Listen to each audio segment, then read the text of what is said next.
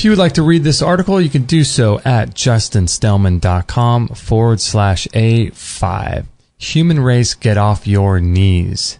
A friend of ours recently has been dealing with a lung infection for the past year. He's about 43 years old right now. I don't know him, but Kate knows him quite well. Because of the lung issue he was having, he went to the hospital a few weeks ago to get surgery on it.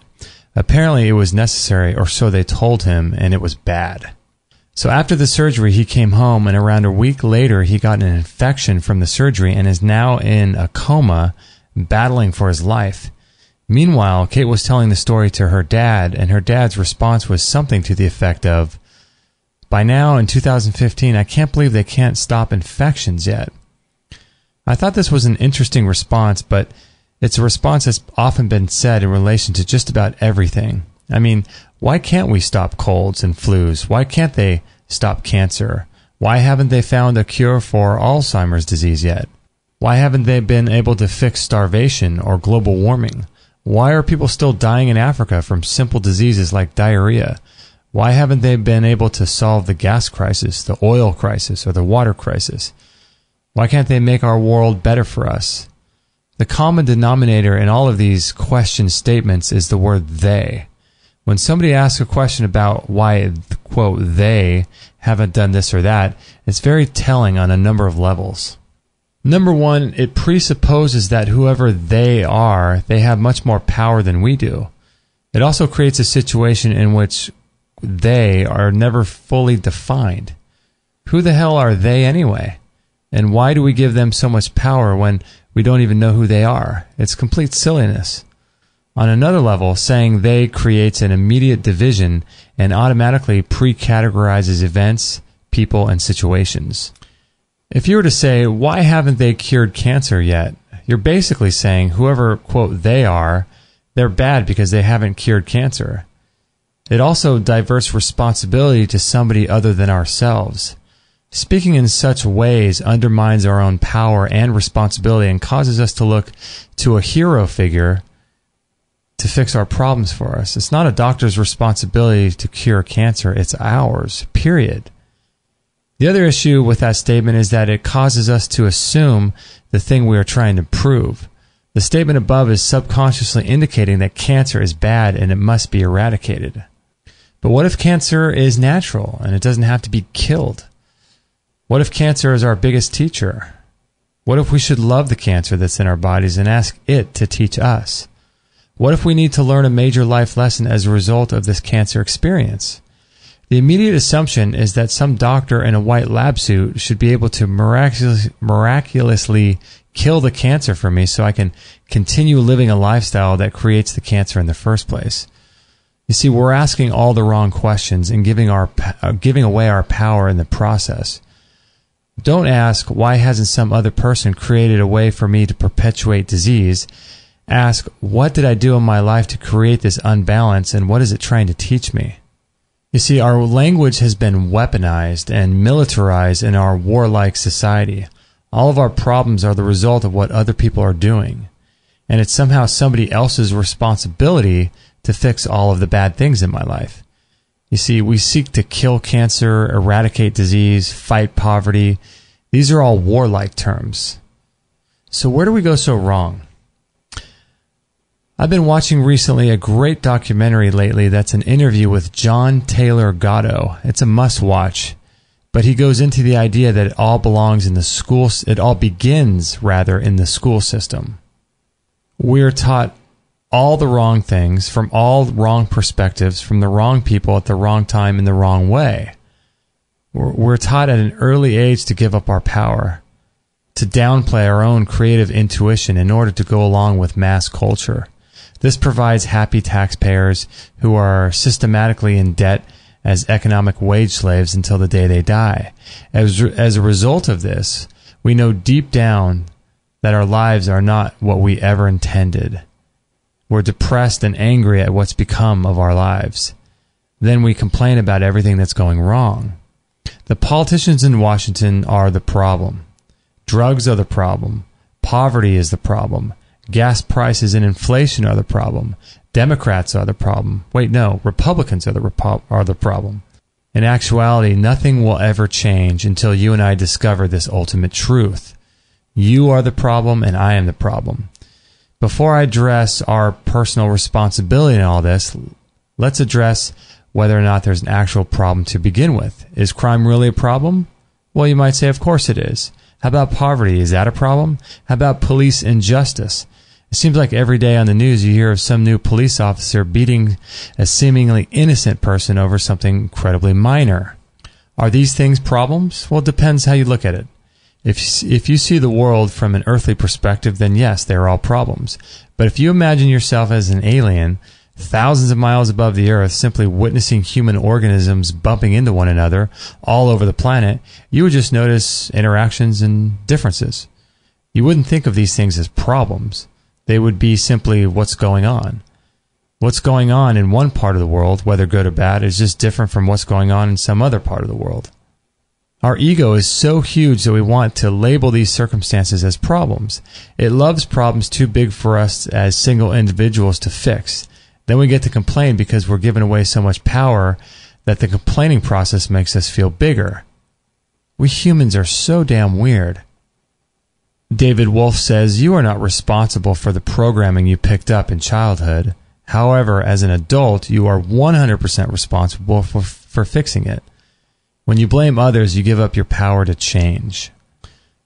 So instead of sitting in your crappy apartment that's dirty and disgusting, complaining about the, quote, war in Iraq, which you'll never be able to fix, how about fixing the things in your life that actually matter? Fix the things in your life that you can control. Every few days, I'll hear our landlords yelling at the TV when Fox News is on. They're complaining and yelling about why the world is so messed up. It's the Democrats, they say. Meanwhile, they're disgustingly overweight, their apartment is filled with trash and dirt, and they're going nowhere in life. See, it makes our ego feel inflated when we can complain about big things that'll never be fixed. We give up our power this way. We like to feel powerless and in need of a hero figure, and when they don't arrive, we get to scream and complain like a little baby who doesn't get their way. Rather than complaining about all the things you perceive as wrong in the world today, how about fixing your dirty apartment? How about going on a diet and losing some weight? How about giving a rat's ass about your own life? How about that? Why not change your own personal reality, since that's the only thing you have control over? Why don't we do that? Well, it's easier to complain. Plus, change is really hard. Change is never pleasant because it makes us face our own demons. It makes us come face to face with the very things in our lives we desperately want to avoid. The skeletons in our closets. But facing these things is where the real growth happens. It's also where you feel the most vulnerable, so you avoid it at all costs. Why would you want to deal with your own food addictions or your alcohol addictions when you know it's much easier to complain about how the cops treat people when they get pulled over? If you keep drinking, one day you'll be on the side of the road. That cop might be having a bad day and unjustly beat you up. Then you're the one other people will be reading about in the newspaper who are also complaining about how bad the cops are. Meanwhile, all of that could have been avoided had you taken complete responsibility for your own life and gotten a handle on your drinking issues. You see, we are inextricably linked together. It's only when we focus on shoring up the challenges, I don't call them problems, in our own lives, that we can ever affect true and lasting change in the world. It's not other people's problems, it's ours. We all share in the human collective. It's like people who say you can't complain about what's going wrong in the world if you don't vote. I think voting is largely a massive fraud, but the point remains. You don't get the chance to complain about all the problems in the world when your own life is massively out of control. Think about all the government institutions that exist today as a result of blaming other people for our problems. Insurance as a whole exists because people don't take personal responsibility for their property or their health. Police and court systems are in place because people can't come to agreements privately and settle matters on their own. We are giving away our power by submitting to the authorities for the sake of certainty. We create all kinds of perceived authority figures in our lives and willingly acquiesce all of our freedom to them for their ability to make us feel safe.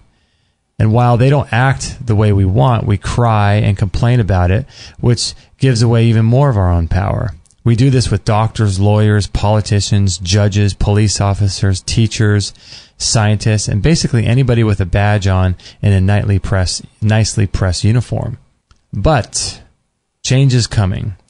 Slowly but surely, the human race is waking up. With the advent of the internet, more ideas are able to be spread, more perspectives are able to be shared, and the walls that keep us separated are slowly crumbling. People are uniting and slowly realizing that there is no division, there is no black and white, there are no races, there is no separation. We're finally understanding that problems aren't, quote, out there. They live inside us all.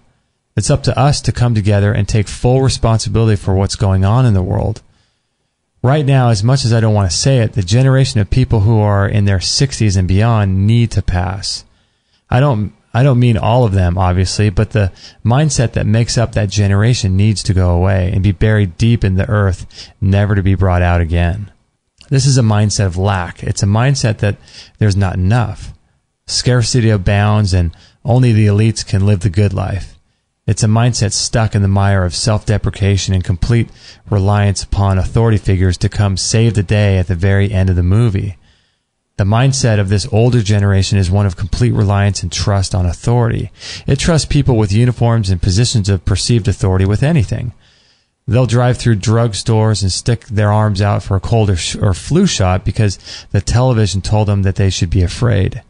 The flu kills people and they don't want to die, so they must get a flu shot in order to avoid death. This is the mindset that still thinks you can save money and retire so you can live the good life one day when you're old like they are. We don't live in a world of lack anymore. Our younger generation now is never going to be able to retire. We can't rely on government pensions to help us live when we're too tired to work. Ultimately, responsibility now rests upon our shoulders. So you either better love your job so you never even want to retire, or you better make so much money that you can retire based on the resources of your own income. But make no mistake, there will be no government that will bail us out. And whose fault? Whose fault is that? It's ours, of course. We will not be bailed out by our retirement plans, our pension funds, our 401k accounts, or Social Security.